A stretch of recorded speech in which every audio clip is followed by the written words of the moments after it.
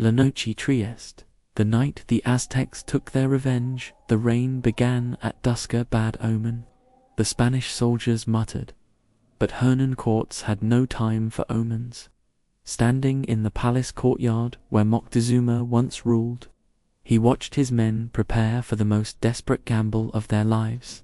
Escape from Tenochtitlan under cover of darkness. It was June 30th, 1520, and the city that had once welcomed them as gods now thirsted for their blood. The gathering storm. Pedro de Alvarado wiped the rain from his face and checked his sword for the 100th time. Around him, Spanish conquistadors loaded themselves with Aztec gold bars of it. Coins, jeweled ornaments, plundered from Moctezuma's treasury. They stuffed gold into their boots, their pockets, wrapped it in their cloaks. Some men carried so much treasure they could barely walk. Idiots, Pedro muttered to his lieutenant, Garcia. That gold will drown them before any Aztec spear finds them. Garcia didn't answer. His eyes were fixed on the lake surrounding the island city, where torches flickered like angry fireflies across the water. The Aztecs were gathering. They had been gathering for days, ever since Cortés had returned from the coast to find Tenochtitlan in flames. The people in open rebellion after Alvarado's massacre at the temple. Somewhere in the darkness, beyond the palace walls, drums began to beat. The portable bridge is ready, Captain General, a soldier reported to Cortés, breathless. But it will only span one canal at a time. Cortés nodded grimly. To escape the island city, they would have to cross 3 major causeways, each broken by canals designed specifically to trap invaders. His engineers had built a portable wooden bridge, but moving it between gaps would be slow, vulnerable work. "We leave at midnight," Cortés announced. "Tell the men, absolute silence. Not a word, not a sound. Our only hope is that the Aztecs sleep." But in the city beyond, no one was sleeping. The first steps. Midnight came with thick fog rolling off Lake Texcoco, swallowing the moon. Cortés took this as a blessing, the gods, perhaps, offering one last favor. The column began to move. First, the horses and artillery. Then the Spanish infantry weighted down with gold. Then their Tlaxcalan allies, who had thrown their lot in with the invaders. And finally, the rear guard. Marina, the indigenous woman who served as Cortés' translator and advisor, walked near the front. She had tried to warn him that the city was too alert, too angry, that the Aztecs would never let them simply walk away. But Cortés had dismissed her concerns. He was convinced that boldness and surprise would carry them through. She knew better. She had been born into this world, understood its rhythms and its rage. The column moved like a serpent through the empty streets, boots muffled on wet stone. They reached the first causeway without incident, the portable bridge quickly positioned across the first canal. Men hurried across in pairs, trying not to run, trying not to breathe too loudly. "Maybe we'll actually make it," Garcia whispered to Pedro as they crossed. Then, cutting through the fog and rain like a knife, came a woman's scream. The first blood. "Mexica! Tlacatio! Tlacatio!" The cry rang from a rooftop. Mexicans. Warriors, warriors. A woman had spotted them from her window, and now her voice pierced the night like a war horn. Within seconds, the conch shell trumpets began to blow. The sound was everywhere at once, echoing off water and stone, multiplying in the darkness. And then came the war drums, the huatal, and the topanasli, their deep, resonant booms, shaking the very causeway beneath the Spaniards' feet. "Move, move," Cortés roared, all pretense of silence abandoned.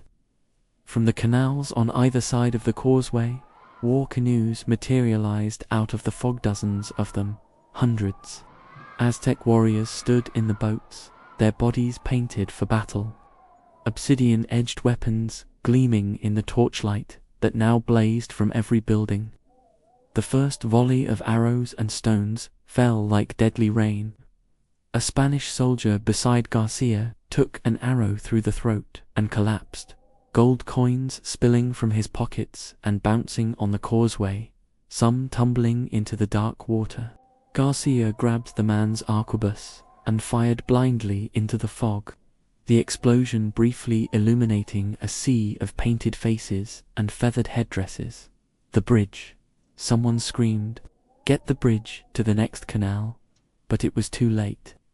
In the panic and crush of bodies, the portable bridge had been knocked into the first canal, lost in the churning black water below. Now they were trapped between two gaps in the causeway, with Aztec warriors swarming from both directions. The killing ground. What followed was not a battle but a slaughter. Spanish soldiers, weighted down by gold and armor, found themselves fighting on a narrow stone causeway barely wide enough for 10 men to stand abreast. Behind them, more Spaniards pushed forward, desperate to escape the city. Ahead, the broken causeway and the black water of the canal. On both sides, war canoes filled with Aztec warriors wielding Macuahuitl wooden swords embedded with razor-sharp obsidian blades that could decapitate a horse. Pedro de Alvarado fought like a demon, his sword cutting through the darkness. He watched in horror as an Aztec warrior grabbed a Spanish soldier and pulled him off the causeway into a canoe. The soldier's screams were cut short as 3 warriors set upon him with obsidian knives. "They're taking prisoners," Garcia shouted. "They're taking them for the sacrifice." Everyone knew what that meant. The pyramid temples, the altar stone, the obsidian blade cutting out the still beating heart. For the Spanish, who had burned and destroyed those temples, there would be no mercy. A group of Tlaxcalan allies tried to form a defensive line, but a wave of Aztec warriors crashed over them. The combat was intimate and brutal, knife work and close grappling on rain-slick stone, men pushing and shoving, trying not to fall into the water below. "Fill the gap," Cortes commanded desperately. "Use anything, Bodis, equipment, horses." It was a horrific order, but necessary. Spanish soldiers began throwing everything into the canal: dead bodies, wounded men still screaming, horses, gold, artillery pieces. They were trying to build a bridge from corpses and treasure. Marina watched it all with dark, knowing eyes. This was the price of hubris, she thought. This was what happened when you desecrated the temples, when you held an emperor hostage, when you tried to replace ancient gods with a cross made of gold. The rain fell harder, mixing with blood until the causeway ran red. The Eagle Knights.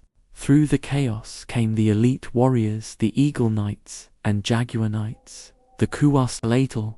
These were not common soldiers, but noblemen warriors who had taken multiple captives in battle, who wore the skins and feathers of sacred animals, who had trained since childhood for moments exactly like this. An Eagle Knight, his helmet crafted to resemble the fierce bird of prey, confronted Pedro de Alvarado. The warrior's Macuahuitl whistled through the air, the obsidian blades catching torchlight. Pedro barely parried the blow, his Spanish steel ringing against volcanic glass. They fought on the edge of the causeway, rain pouring down, war drums thundering. The Eagle Knight was faster, more agile, unencumbered by heavy armor or gold. Pedro was stronger, his blade longer, his armor proof against glancing blows. For 30 seconds they were perfectly matched. Then Pedro's boot slipped on blood-slick stone. The Eagle Knight's Macuahuitl came down in a perfect arc aimed at Pedro's neck. But at the last instant, Garcia fired his arquebus. The shot went wide, but the flash and noise startled the warrior just long enough for Pedro to recover and drive his sword through a gap in the feathered armor. The Eagle Knight fell, his blood joining the rain and the lake water. But for every warrior that fell, 2 more emerged from the fog. This was their city, their lake, their vengeance, and they were taking it with methodical, practiced efficiency. The second canal. By the time the survivors reached the second canal, 1/3 of the Spanish force was dead or captured. The bridge of bodies and debris at the first canal had allowed perhaps 200 men to cross, but hundreds more were still trapped on the other side, fighting desperately against overwhelming numbers. Cortés stood at the second gap, rain streaming down his armor, and made the cruelest calculation of his life.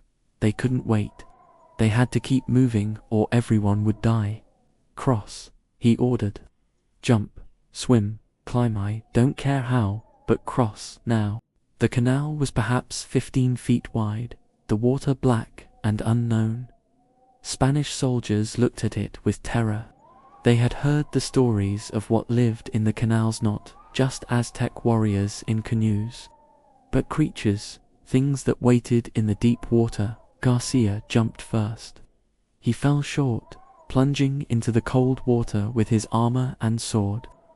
For a moment he sank, weighted down, certain he would drown. Then hands grabbed Himtlaxgolan allies, pulling him up and onto the far side. Others followed. Some made it, hauled up by those already across. Others vanished beneath the black water, dragged down by gold, or pulled under by warriors waiting in the darkness. Pedro de Alvarado, seeing no other choice, ran at the gap and launched himself across. For a moment he was airborne, suspended between death and survival, the rain falling around him like arrows.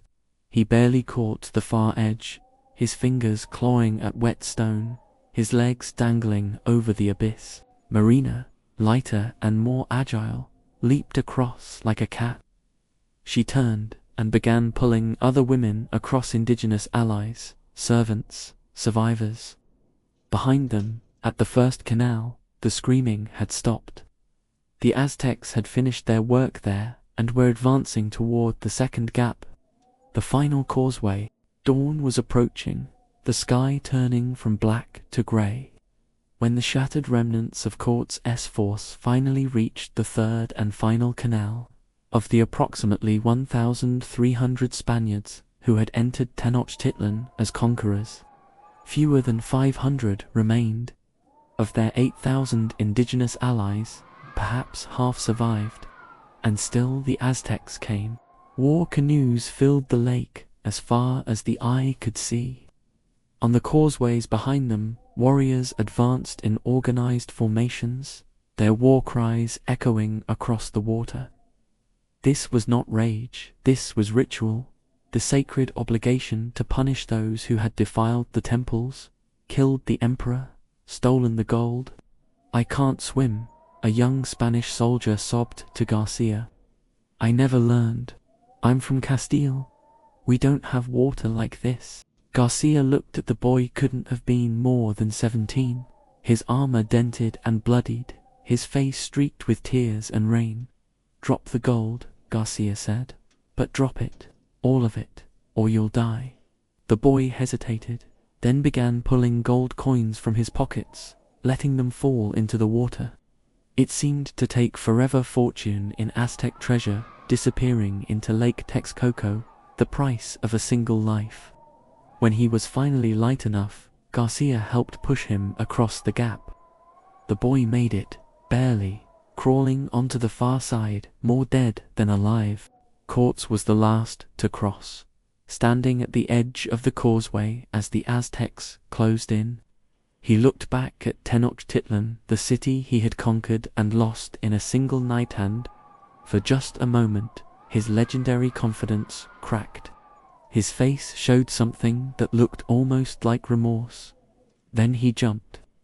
The morning after, by the time the sun rose on July 1st, the survivors had reached the mainland and relative safety. They collapsed in the mud beneath a tree that would later be called the Tree of the Sad Night, too exhausted to even celebrate their survival.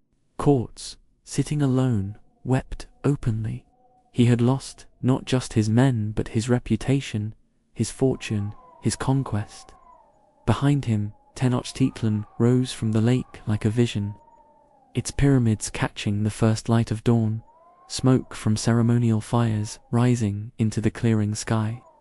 From the city came the sound of celebration war drums and conch shells, and the voices of thousands crying out in victory. The Aztecs were conducting ceremonies of thanksgiving, offering sacrifices to Huitzilopochtli, the god of war and sun, thanking him for delivering their enemies into their hands. Marina approached Cortés quietly, offering him water from a gourd. He took it without looking at her. "This isn't over," he said, his voice hoarse. "I will return. I will take that city again, and this time I will burn it to the ground." Marina said nothing, but her eyes were sad. She knew he would do exactly as he promised. She knew that this single night of Aztec victory, as complete and terrible as it had been, was merely a pause in a longer, more tragic story. The Spaniards had lost the battle, but they would win the war. Epilogue. History would record the night as La Noche Triste, the sad night from the Spanish perspective. But for the Aztecs, it was a night of righteous vengeance, a night when the gods favored the faithful, when the warriors of Tenochtitlan proved their courage and skill against invaders who had seemed invincible. The Spanish and their Tlaxcalan allies lost between 600 and 1,200 soldiers that night. Hundreds were captured alive and later sacrificed on the Great Temple Pyramid. The Aztecs recovered most of the gold, the weapons, the horses, everything the Spaniards had stolen. But Cortés kept his promise. A year later, he returned with a larger army, cannons, steel weapons, and an invisible ally the Aztecs could not fight: smallpox.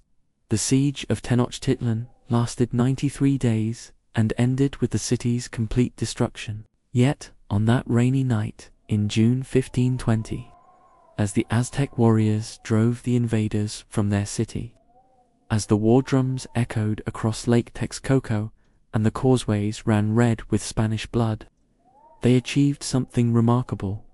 They reminded the world that no conquest is certain, no empire invulnerable, and that even the most powerful invaders can be made to flee in terror through the darkness, leaving their gold and their dead behind. The moon had witnessed it all, breaking through the clouds as dawn approached, illuminating a lake filled with floating bodies and golden treasures, sinking slowly into the mud below the price of empire, the cost of vengeance, the terrible arithmetic of conquest and resistance that would define the collision of two worlds.